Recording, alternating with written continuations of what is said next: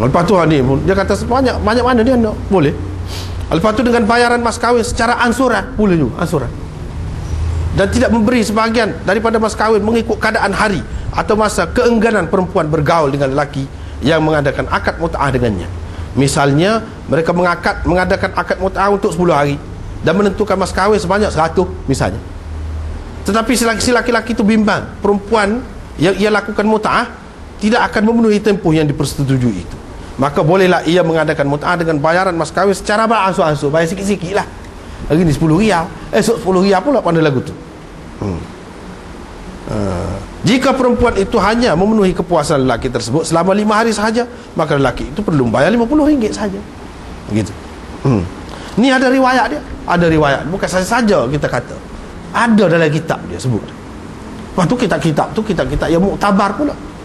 Lepas memang dia duduk pakai lagu tu pun. Duduk pakai lagu tu. Siapa dibenarkan mengamalkan mut'ah? Ada sebut juga di sini. Syarat-syarat yang dimestikan ada dalam mut'ah tu 2 saja syarat, iaitu kena ada mas kahwin, yang kedua kena sebut jangka masa selama mana. Itu syarat. Ada hak tu tak apa, hak lain tak ada syarat. Ini pun ada rujukannya kitab dia. Hak ni menerima pesaka tak ada. Sebaik-baik perempuan yang dimut'ahkan, ni Syiah ajar lagu mana ni? Iaitu hendaklah dia mencari, kalau nak kahwin mut'ah, seorang perempuan mukmin, terpelihara kesucian dirinya, yakni afifah, terhormat, pintar dan berakidah dengan akidah yang benar. Tetapi jika perempuan dengan sifat-sifat ini tidak ditemui, boleh juga dilakukan akad mut'ah dengan perempuan-perempuan yang lain. Lepas tu beza di antara kahwin mut'ah dengan kahwin kita ni, hak biasa ni, hak ramai-ramai ni, lagu mana? Kalau kita perkahwinan ini terjadi dengan sirah atau lafaz akad nikah di hadapan wali dan 2 orang saksi, dia tak ada gapo. Tidak, tak ada wali, tak ada saksi, tak apa. Si suami bertanggungjawab menanggung nafkah isteri, termasuk tempat tinggal dan sebagainya. Lelaki, ni alik dia, alik mut'ah ni, bebas dari menanggung sebarang nafkah terhadap isteri. Yang ketiga, seorang lelaki tidak harus menghimpunkan lebih dari 4 orang isteri. Dia alik ni mut'ah boleh sebanyak mana dia. Yang keempat, perempuan mewarisi suami apabila mati suaminya. Balik dia, hak mut'ah tu tak boleh mempesaka, tak boleh terima pesaka.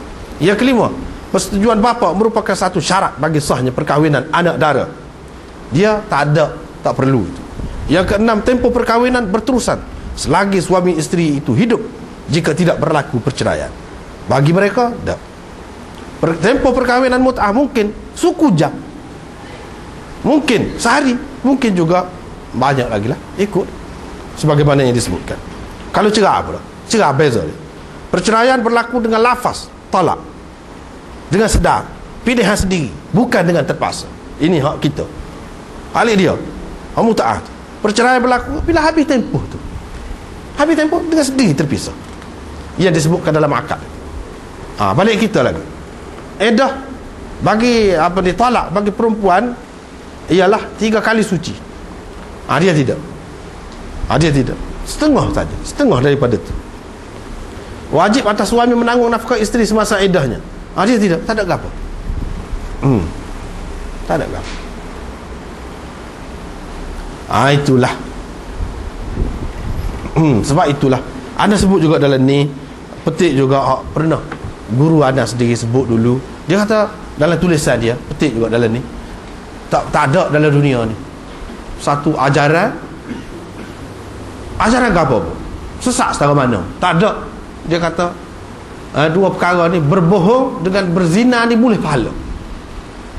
Tak ada dalam dunia ni. Faham apa pun tak ada.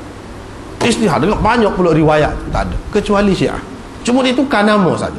Berbohong tu dia tukar dengan taqiyah, berzina dia tukar dengan nama mut'ah. Hakikatnya tu. Dan dia sebutkan pahalanya bukan main banyak. Inilah satu-satu ajaran dalam dunia tak ada. Dan sebab itu benda ni tak ada ni. Kalau ada berlaku, ini lanjutan zaman jahiliah ataupun ketika darurat, dalam keadaan darurat. Pada masa tu pun hak boleh tu pun dalam keadaan darurat. Bermakna sekarang ni darurat pun tak boleh. Tak boleh. Hak dulu tu pada masa darurat. Ada sahabat sebutkan itu pada masa darurat, ketika gini-gini, supaya dengan bangkai katanya, supaya dengan arak, supaya dengan tu. Masa darurat baru boleh. Kalau tidak masa darurat, mana boleh. Sekarang ni maknanya masa darurat pun tak boleh. Siapa lagu tu jelasnya. Ini cerita dulu.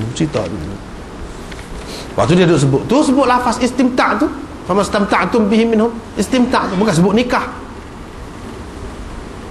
Dia sebut lagu tu. Banyaklah di antaranya kita sudah bincang dah dulu. Nampak dia sekat tu lah. Wallahu a'lam.